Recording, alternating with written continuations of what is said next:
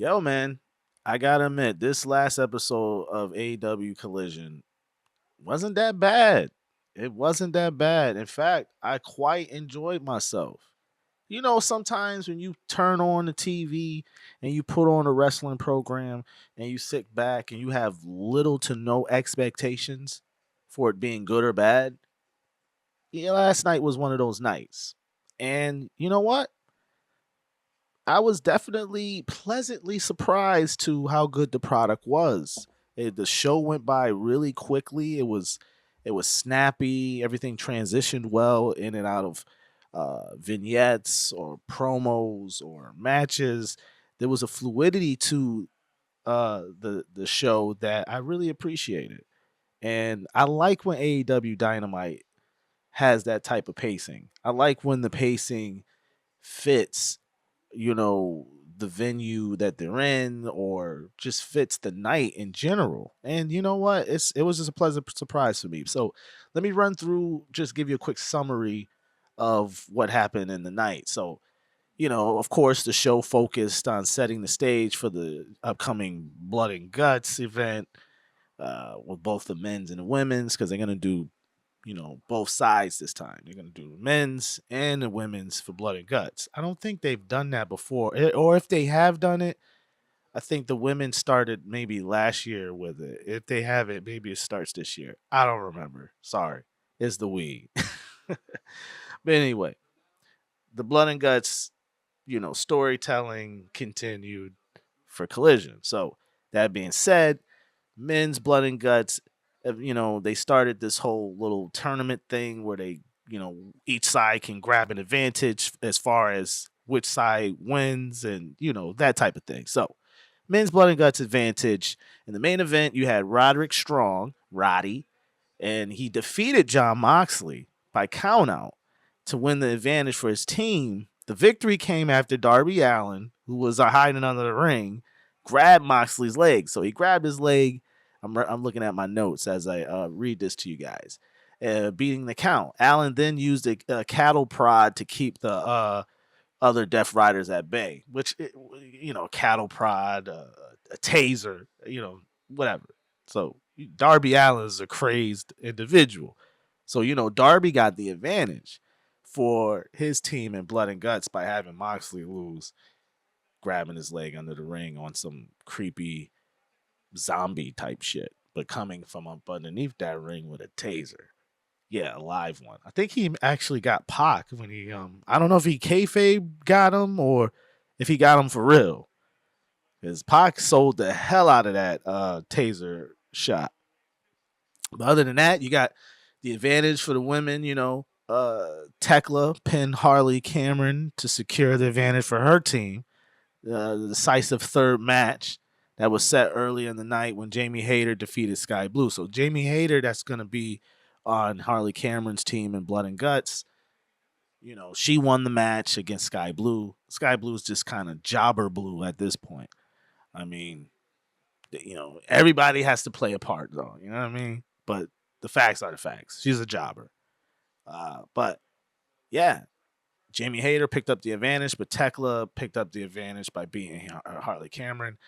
Uh, Tekla, man, Tekla's good. I like how AEW's been protecting her throughout her debut, throughout her time with the company.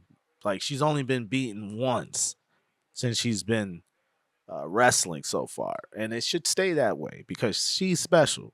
She should definitely be a future TBS champion, future AEW Women's Champion, whatever. Regardless to the point, she needs to be holding and touching some fucking gold pretty soon. Tekla gets the advantage for her team. Moving on, TNT Championship match. The Protostar Kyle Fletcher successfully defended his title against Ace Austin, right? And it was an open challenge. So I didn't even expect that to happen. I don't remember a build to these two guys going at each other, but yo, I knew off rip when I knew, just sitting back and again relaxing, enjoying myself, having little to no expectations, and coming into the night a little blind is pretty cool. They shocked me, man. Those two, I wasn't surprised by those two. I knew those two were gonna give a great match. Both guys are great performers.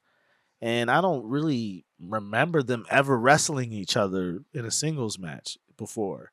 I know Ace Austin was in a tag team with Chris Bay, of course, and you had the Protostar Kyle Fletcher and with the other guy. I can't remember his goddamn name off the top of my head, but Aussie Open. So if they've had a match together, it might have been through their tag teams in the past. I can't think of it off the top of my head, but as far as it comes to singles competition, not to my knowledge. I don't remember it at all. But yeah, some other key results of the night. You had the Bang Bang Gang, Austin Gunn and Juice Robinson defeating FTR. That was, of course, a solid match.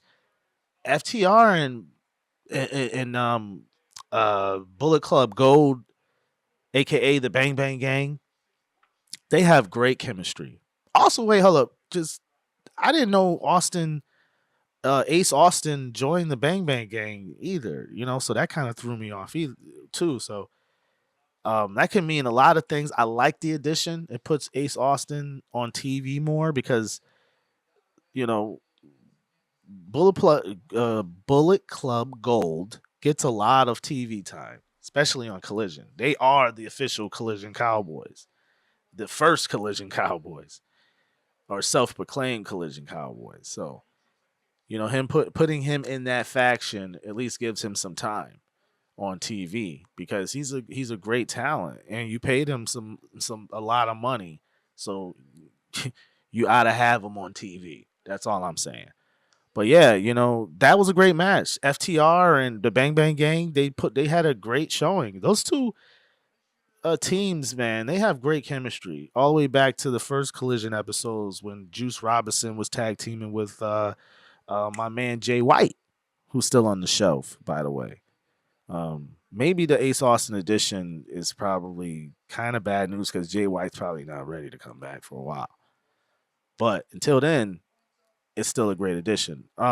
Yes. Next match was Tay J, Ty Mello and Anna J versus some jobber team, and of course they won. You had also the AEW Women's World Champion Chris Statlander delivering a real poignant message to Mercedes Monet ahead of a full gear match at the pay per view Full Gear. Um, that's going to be interesting to see how that match plays out. So far, Mercedes Monet has been in the company for almost 2 years, and she's lost one match. She's been pinned one time, and that was against timeless Tony Storm. I mean, she's not wasting pins. I mean, she's not wasting pins and she's not wasting matches. Mercedes Monet, I'm talking about. So she's already faced Chris Statlander multiple times and she's beaten Chris Statlander. And every single time they faced each other, they had incredible chemistry. Every match was great. Her and Chris Statlander had some great matches against each other. But now that Statlander done beat Tony Storm, who beat Mercedes, this is the ultimate rub. I expect Mercedes will put over Chris Statlander at Full Gear and win the match. How Chris will win the match, we don't know. Will it be straight up or will it be some kind of weird shenanigans happening? But I do suspect or expect Chris Statlander to ultimately win the match. All right. What else we got? Jet Speed had something to say. He talked about they getting into the Casino Gauntlet at Full Gear. Casino Gauntlet is this thing that Tony Khan's gonna put together, this tournament that is gonna crown yet another inaugural champion because he's obsessed with championship belts. The guy has more belts than I mean anything at this point. I mean, it's crazy. The guy just loves creating new belts. So I guess this tournament is going to be for the national championship, and the national championship has this historic history that traces back, obviously, all the way back to the, early 90s, late 80s, or whatnot. It's the championship that ultimately became the United States Championship that's being carried at the WWE. Dive into the history yourself. I'm not going to nerd you out. You know what I'm saying? There's plenty of other. You can go down the wormhole down at YouTube after you finish watching this video. Please, indulge yourself. But yeah, he's creating his version of that championship, carrying on the lineage and the history of that belt. However, that's running into conflict with the NWA ran by Billy Corgan.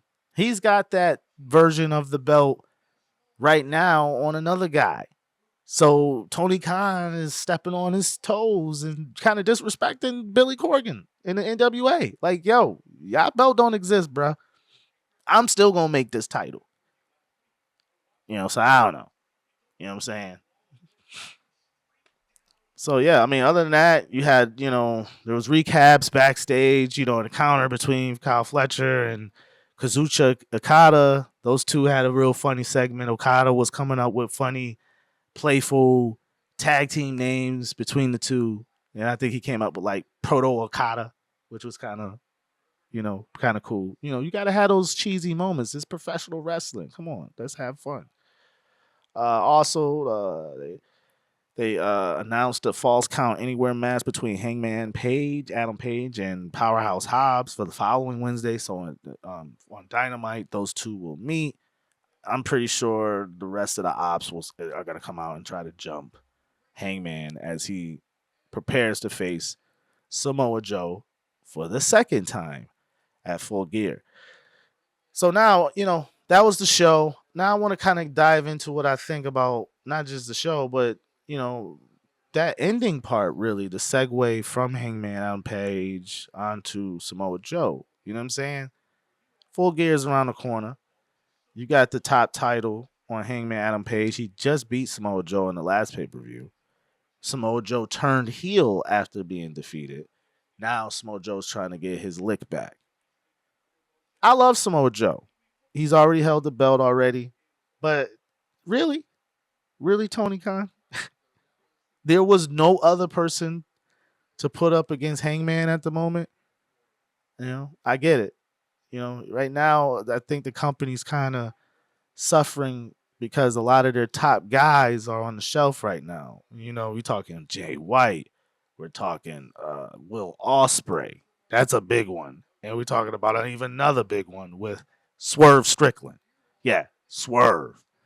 He's been on the shelf for a couple months now, and he should be coming back soon because he only had surgery on a torn meniscus. So, and he has some business shit going on because he's a big deal now. He turned himself into a star. So yeah, that was the AEW Collision recap or whatever you want to call it. That was my thoughts on it. My some slight thoughts on Full Gear. I touch on those as the weeks and shows come ahead. Other than that, like I said, man, it was a solid show. I was pleasantly surprised. I enjoy having those types of feelings when these shows are good. You know what I mean? And, hopefully they keep them coming. They keep them coming. I'll keep these fucking reviews coming. Straight up. Yeah. But yes, this is the first official episode of the rebrand for all my wrestling content. This is nice to jump into that now. All the wrestling content is going to be rebranded underneath another brand under the Chuck Westworld banner. That brand is going to be called Unbooked Territory. Yes, that's the name. So all the wrestling content that's going to be on this page, it'll be under its own playlist. It's going to be called Unbooked Territory. So get ready for more content on the way. That's all I got to say. All right.